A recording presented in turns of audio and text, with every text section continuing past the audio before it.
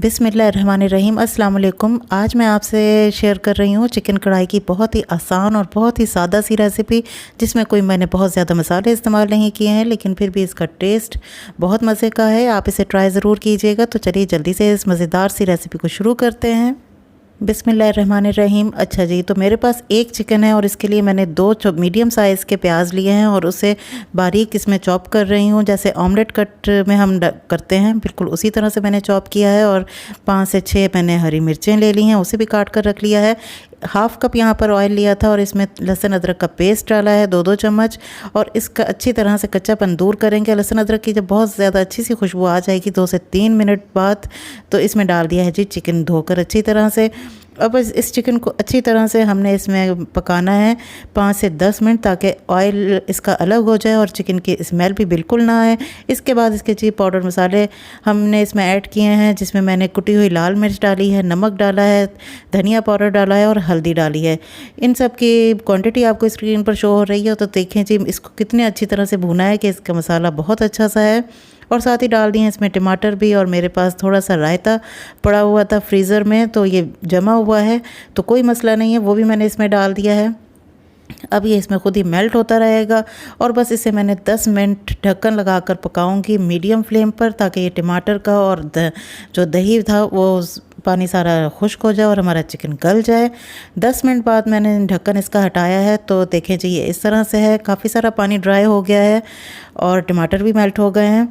तो यहाँ जो 2 प्याज मैंने ऑमलेट कट करके रखे हुए थे, वो इस वक्त इसमें मैंने डाल दिए हैं। थोड़ा सा डिफरेंट तरीके से बना रही हूँ, क्योंकि मुझे आज इसी तरह से बनाने का दिल चाह रहा था। तो इस तरह प्याज थोड़ा सा हमारे मसाले में नज़र आता है। अगर ये प्याज मैं शुरू में डाल देती तो बिल्कुल नज़र नहीं आता। और साथ ही मैंने अब हरी मिर्चें डाल दी हैं।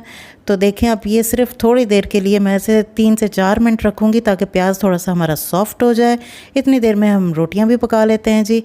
तो 5 मिनट बाद ढक्कन मैंने हटाया है, तो प्याज और हरी मिर्चें इसमें हो गई हैं सॉफ्ट और बहुत ही अच्छी सी शक्ल आई है। लेकिन इसकी शक्ल अभी और चेंज होगी, इसकी इस शक्ल पे नहीं जाना है। बहुत ही यमी सी इसकी शक्ल बन जाएगी और कलर भी बहुत अच्छा आएगा।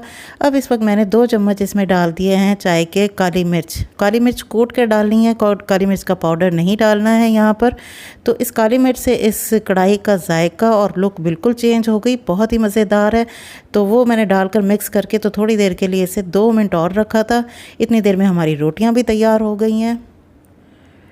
तो 2 मिनट बाद मैंने ढक्कन हटाया है और थोड़ा सा अदरक मैंने जूलियन कट काट के रखा था, ये कढ़ाई में बहुत अच्छा लगता है। इस वक्त अगर मेरे पास हरा धनिया होता तो वो मैं ज़रूर डालती, लेकिन मेरे पास नहीं था। तो बस अब इसकी भुनाई करेंगे अच्छी तरह से 1 से 2 मिनट। तो इसका मसाला देखिए, इसमें हरी मिर्च और अदरक और प्याज थोड़ा सा बारीक सा, बहुत ही अच्छा लगता है। इसका मसाला बहुत मज़ेदार बना था। तो हरा धनिया हो आपके पास तो इस वक्त ज़रूर डालिएगा और अच्छी तरह से इसकी भुनाई करेंगे। तो ना कोई चिकन में स्मेल है और इसका जायका बहुत अच्छा है।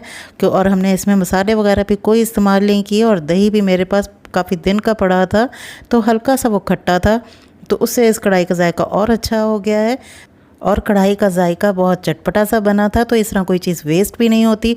मेरी शुरू से ही ये आदत है कि मैं कोई चीज़ वेस्ट नहीं करती, किसी न किसी तरह इस्तेमाल में ले आती हूँ, क्योंकि चीज़ वेस्ट करते हुए मेरा दिल बहुत दुखता है। क्योंकि बहुत से लोग होते हैं जिन्हें ये चीज़ें मैसर नहीं होती। अल्लाह ताला सब की मुश्किलें परेशानियाँ आसान करे और मेरे और आपके रिस्क में बरकत अता फरमाए और हम सबको अपने हिफ्ज़ व मान में रखे।